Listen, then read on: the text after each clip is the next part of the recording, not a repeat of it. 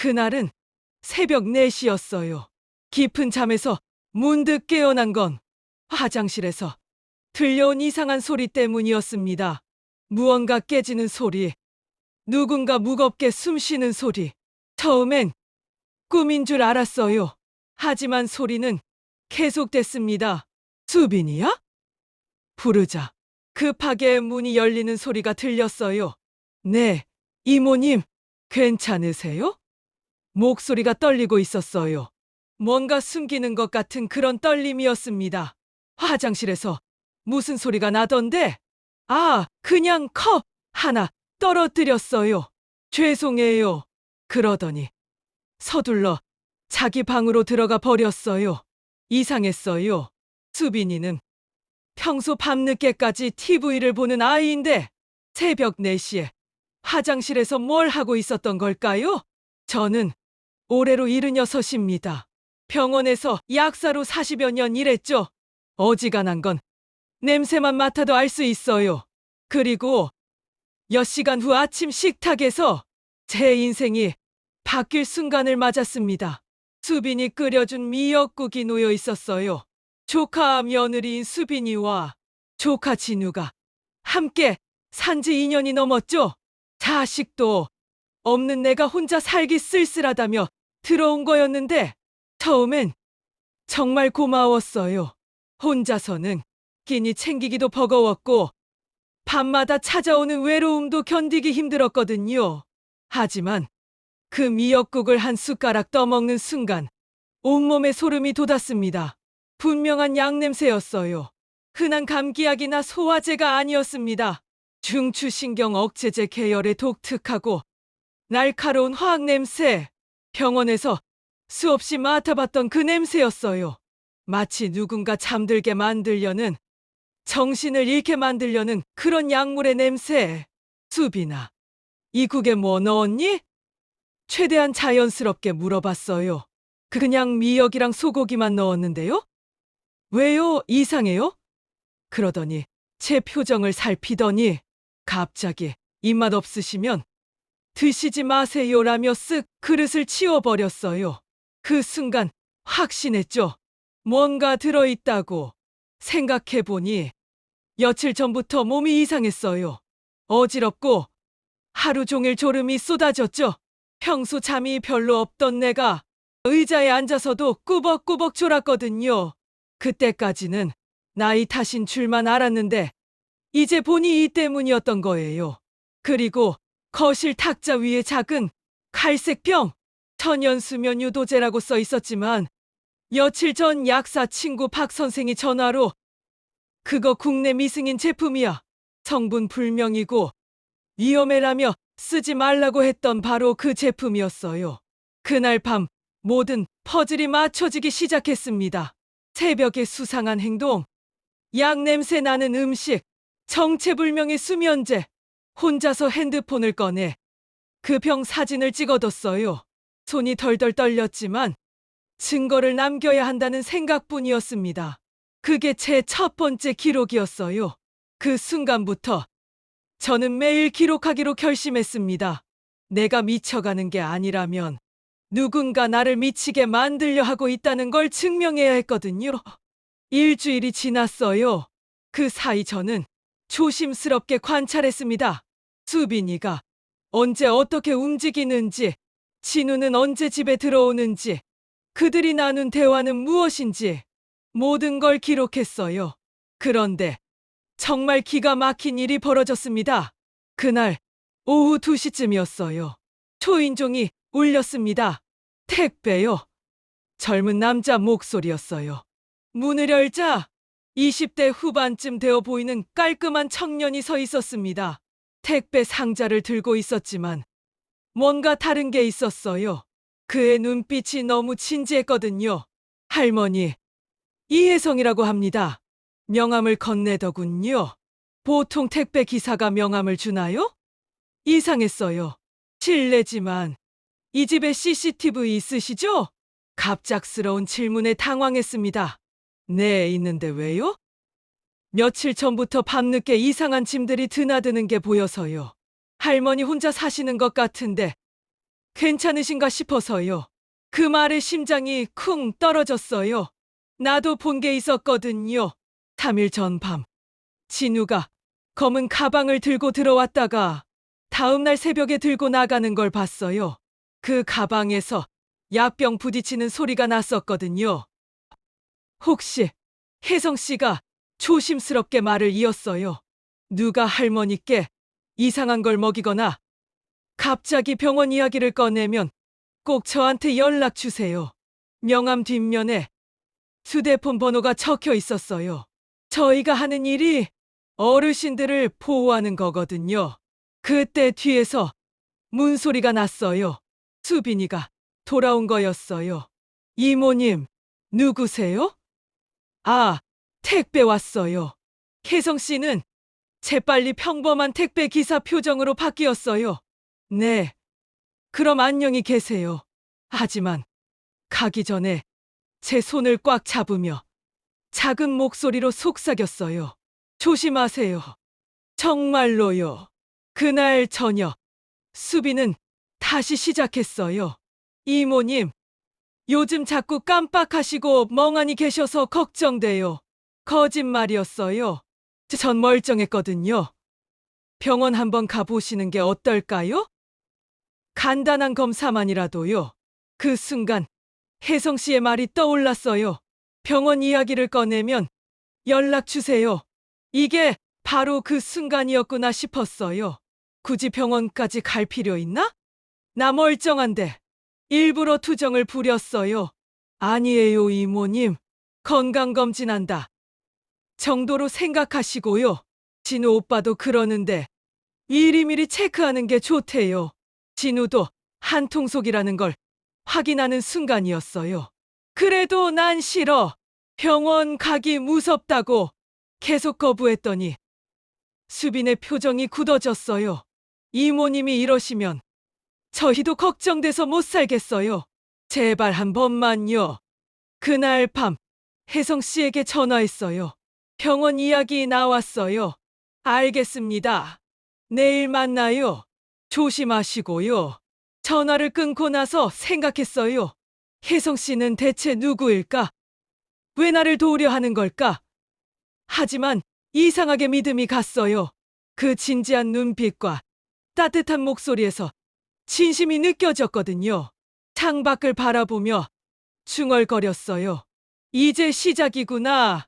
혼자가 아니라는 생각에 조금 안심이 됐지만 동시에 무서웠어요. 정말로 누군가 나를 해치려 한다는 게 현실로 다가왔거든요. 다음 날 오전, 혜성 씨를 만났어요.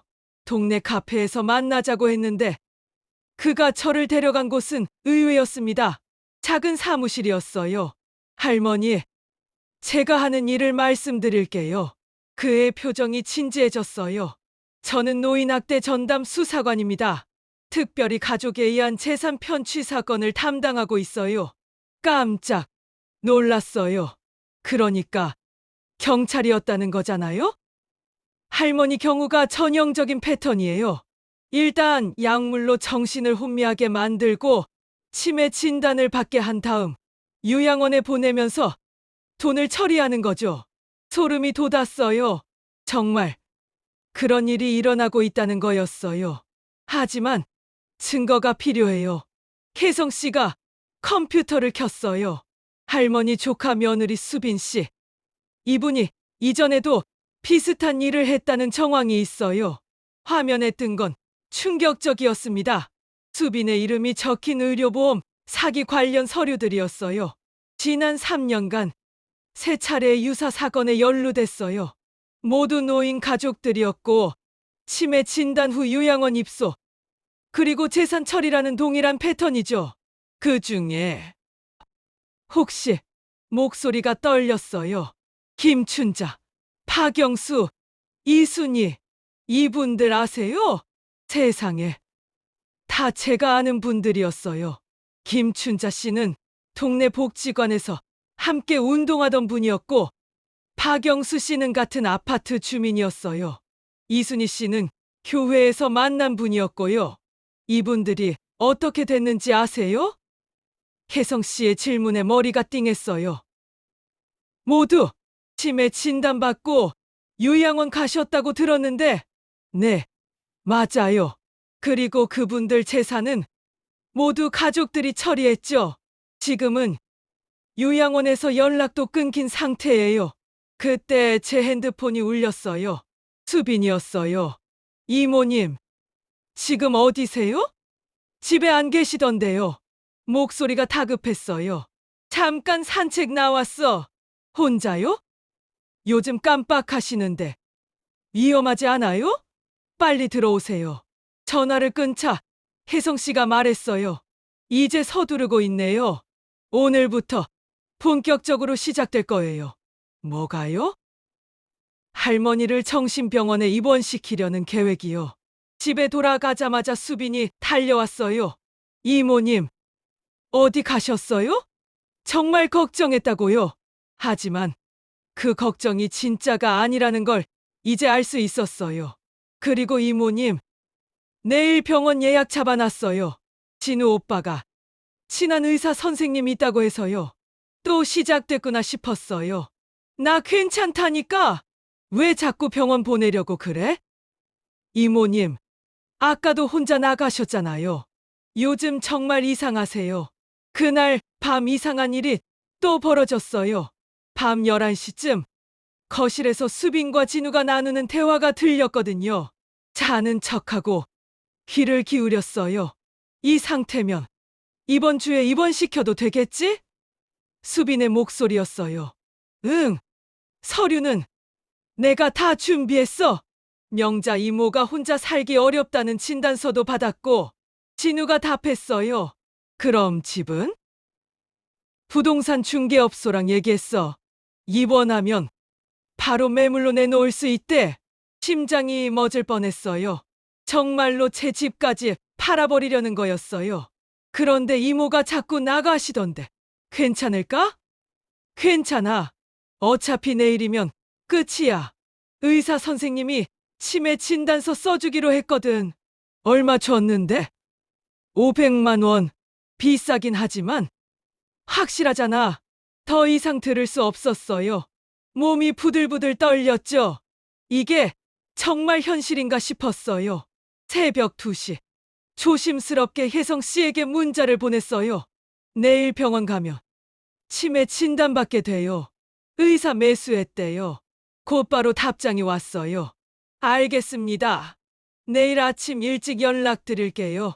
절대 병원 가지 마세요. 하지만 어떻게 거부하죠? 이미 모든 게 준비된 상황인데요. 다음 날 아침, 수빈이 환하게 웃으며 말했어요.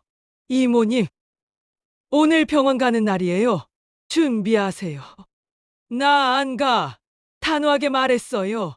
이모님, 약속이잖아요. 의사 선생님이 기다리고 계셔요. 싫다고! 소리를 지르자 진우가 나타났어요. 이모, 왜 이러세요?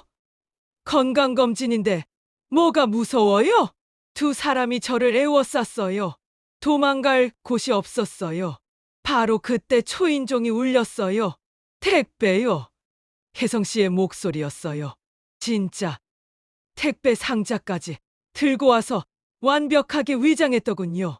할머니, 어제 주문하신 건강식품이요. 수빈과 진우가 있는 상황에서도 자연스럽게 연기했어요. 직접 설명 좀 들어보시라고 해서요. 수빈이 짜증내며 말했어요. 지금 병원 가야 하는데 금방이에요. 5분만요. 혜성 씨가 제게 윙크하며 작은 목소리로 속삭였어요. 지금 나와요. 차가 밖에 대기하고 있어요. 선택의 순간이었어요. 이대로 병원에 끌려가서 억지로 치매 환자가 될 것인가? 아니면 세성 씨를 믿고 도망칠 것인가? 저는 결정했어요. 잠깐 화장실만 다녀올게요. 뒷문으로 빠져나갔어요. 혜성 씨가 기다리고 있었어요. 빨리 타세요. 그렇게 저는 제 집에서 도망쳤습니다. 76년 인생에서 가장 극적인 순간이었어요. 혜성 씨가 데려간 곳은 경찰서였어요. 하지만 들어간 순간 충격적인 소식을 들었습니다. 할머니, 큰일 났어요. 혜성 씨의 표정이 어두웠어요. 아까 진우 씨가 경찰서에 신고했어요. 할머니가 치매로 실종됐다고요. 뭐라고요? 게다가 자해 위험이 있다며 정신병원 응급입원 서류까지 제출했어요. 지금 경찰들이 할머니를 찾고 있어요. 세상이 무너지는 것 같았어요. 그럼 저는 어떻게 해야 하죠? 일단 돌아가셔야 해요. 하지만 혜성 씨가 조심스럽게 말했어요. 연기를 하셔야 합니다. 치매인 척, 정신이 혼미한 척 하시는 거예요. 연기요? 네, 그들이 원하는 모습을 보여주는 거예요. 대신 저희가 몰래 증거를 수집할 시간을 버는 거죠. 혜성 씨가 작은 기계를 꺼냈어요. 이걸 할머니 방에 숨겨드릴게요. 소형 녹음기예요. 그들의 대화를 모두 녹음해야 해요. 하지만 들키면? 절대 들키시면 안 돼요.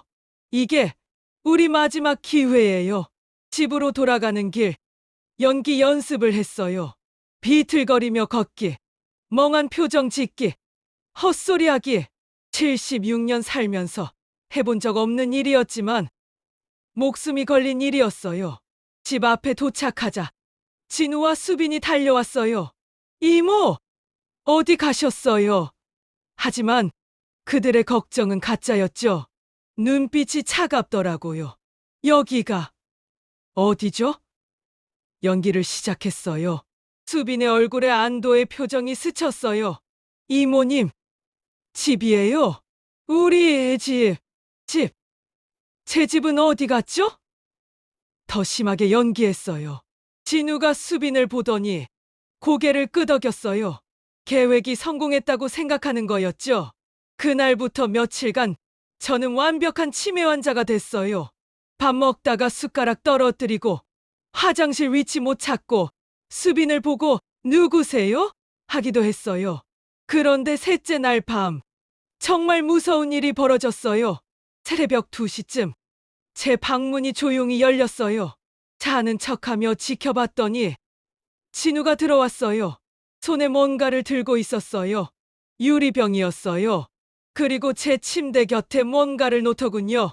자세히 보니 수면제 알약들이었어요. 마치 제가 많은 양의 약을 먹고 자살하려 했던 것처럼 위장하는 거였어요. 숨이 막혔어요. 정말로 저를 죽이려는 거였구나. 그때 진우가 중얼거렸어요. 이모, 미안해요. 하지만 이렇게 해야 해요. 그리고 제 목에 손을 뻗더군요. 안 돼! 반사적으로 소리쳤어요. 진우가 깜짝 놀라며 뒤로 물러섰어요. 이모, 깨어 계셨어요? 진우야, 왜 이러는 거야? 울음이 나왔어요. 정말 미안해요, 이모. 하지만 돈이 너무 필요해요. 빚이 많아서. 빚? 사업 실패해서 8억이나 빚이 있어요. 이모 집이라도 팔아야 살 수 있어요. 그제야 이해했어요. 단순한 욕심이 아니라 절박함이었던 거죠. 하지만 그렇다고 해서 저를 죽일 수는 없는 거잖아요. 진우야, 다른 방법이 있을 거야. 없어요. 이미 늦었어요. 진우의 눈이 빨갛게 충혈돼 있었어요. 바로 그때 현관문이 열리는 소리가 났어요. 경찰이야! 문 열어! 혜성 씨 목소리였어요. 진우가 당황하며 방을 나갔고 저는 재빨리 숨겨둔 녹음기를 켰어요. 방금 대화가 모두 녹음됐기를 바라면서요. 할머니, 괜찮으세요? 혜성 씨가 들어왔어요. 뒤에 다른 경찰관들도 따라왔어요. 이제 끝난 거죠? 네, 할머니. 모든 증거가 확보됐어요. 녹음 내용과 현장 증거까지요. 진우와 수빈이 수갑을 차는 모습을 보며 안도했어요. 하지만 동시에 마음이 아팠어요. 그들도 결국 돈 때문에 이런 일을 벌인 거였거든요. 할머니, 정말 대단하세요. 혜성 씨가 말했어요. 연기도 완벽했고 마지막에 증거까지 확보하시다니요. 하지만 저는 생각했어요. 이게 정말 끝일까? 세상에는 저 같은 노인들이 얼마나 많을까? 그들은 누가 보호해줄까? 재판하는 날이 다가왔어요. 하지만 그 전에 충격적인 소식을 들었습니다. 할머니, 문제가 생겼어요. 혜성 씨가 심각한 표정으로 말했어요. 진우 씨 변호사가 할머니 증언의 신빙성에 의문을 제기했어요. 무슨 말이에요? 할머니가 실제로 치매 초기 증상이 있었다고 주장하는 거예요. 그래서 기억이 혼재되어 있을 수 있다고요. 세상에, 이런 뻔뻔한 일이 있나요? 증거는 다 있잖아요. 네, 하지만 법정에서는 할머니가 직접 증언해야 해요. 그들이 할머니를 흔들려고 할 거예요. 바로 그때 제 핸드폰이 울렸어요. 모르는 번호였어요. 최명자 할머니죠? 남자 목소리였어요. 누구세요? 진우 형 친구예요. 할머니가 법정에서 말 잘못하시면 큰일 날 거예요. 협박이었어요. 뭐라고요? 할머니 혼자 사시잖아요? 밤에 무슨 일 생길지 모르니까 조심하시죠. 전화가 끊어졌어요. 온몸이 떨렸어요. 혜성 씨에게 말하자. 그가 화를 냈어요. 이건 증인 협박이에요. 바로 신고하겠습니다. 하지만 저는 결심했어요. 아니에요. 저는 법정에 서겠어요. 할머니, 위험해요. 76년을 살아왔는데 이제 와서 무서워할 게 뭐 있어요? 재판 당일 법정은 사람들로 가득했어요. 기자들도 많이 와 있었어요. 노인 대상 보험 사기 사건이라며 언론의 관심이 컸거든요. 진우와 수빈이 피고석에 앉아 있었어요. 진우는 고개를 숙이고 있었지만 수빈은 오히려 당당해 보였어요. 드디어 제가 증인석에 섰어요. 진우 변호사가 일어났어요. 증인께서는 최근 기억력에 문제가 있었다고 들었는데요. 시작부터 공격적이었어요. 그런 적 없습니다. 하지만 가족들이 병원 검진을 권했던 이유가 있지 않았나요? 그건 저를 치매 환자로 만들려는 계획의 일부였습니다. 단호하게 답했어요. 증인께서는 약사로 일하셨다고 하는데 은퇴한 지 15년이 넘었죠? 기억이 정확할까요? 제 기억은 멀쩡합니다. 오히려 당신들보다 더 정확할 거예요. 법정에서 웃음소리가 났어요. 변호사가 당황하는 게 보였어요. 그럼 증인께서 녹음했다는 대화 내용을 정확히 기억하시나요? 물론입니다. 이모만 없으면 이 집 우리가 쓰는 건데라고 수빈이가 말했어요. 그리고 진우가 부동산 중개업소랑 얘기했어. 입원하면 바로 매물로 내놓을 수 있대라고 답했죠. 수빈의 얼굴이 하얗게 질렸어요. 또한 진우는 의사에게 500만 원을 주고 허위 진단서를 받기로 했다고 했어요. 비싸긴 하지만 확실하잖아라는 말도 덧붙였고요. 이번엔 진우가 고개를 들었어요. 눈에 눈물이 고여 있었어요. 변호사가 마지막 카드를 꺼냈어요. 하지만 증인께서 그들을 미워해서 거짓말을 하는 것 아닌가요? 그 질문에 저는 잠시 멈췄어요. 정말 그들을 미워하는 걸까요? 미워하지 않습니다. 조용히 말했어요. 오히려 안타까워요. 돈 때문에 가족을 배신하고 노인을 속이고 거짓말을 일삼는 그들이 말이에요. 법정이 조용해졌어요. 그러나 이것만은 분명히 하겠습니다. 나는 최명자입니다. 76년을 당당하게 살아왔고 누구도 나를 바보로 만들 수는 없습니다. 재판장이 고개를 끄덕였어요. 판결은 명확했어요. 진우는 징역 3년, 수빈은 징역 2년 6개월. 매수된 의사는 의사 면허 취소. 법정을 나오며 기자들이 몰려들었어요. 할머니, 소감 한 말씀 해주세요. 노인이라고 만만하게 보지 마세요. 우리도 생각하고 판단하고 싸울 수 있습니다. 그날 저녁 뉴스에 제 이야기가 나왔어요. 76세 할머니의 용감한 고발이라는 제목으로요. 혜성 씨가 전화했어요. 할머니, 대단하세요. 다른 피해자들도 용기를 얻었을 거예요. 며칠 후 동네 복지관에서 연락이 왔어요. 시니어 보호 프로젝트 강연을 해달라는 거였어요. 처음에는 거절하려 했어요. 조용하게 살고 싶었거든요. 하지만 생각해보니 제 목소리가 누군가에게 도움이 될 수도 있겠더라고요. 창밖에 바람이 붑니다. 그 바람이 제 등을 밀어줍니다. 저는 더 이상 혼자가 아닙니다. 나는 최명자. 내 삶은 내가 지킵니다. 이 글을 보고 용기를 얻을 분들에게 동영상을 공유해 주세요. 구독과 좋아요는 동영상을 만드는데 큰 힘이 됩니다. 감사합니다.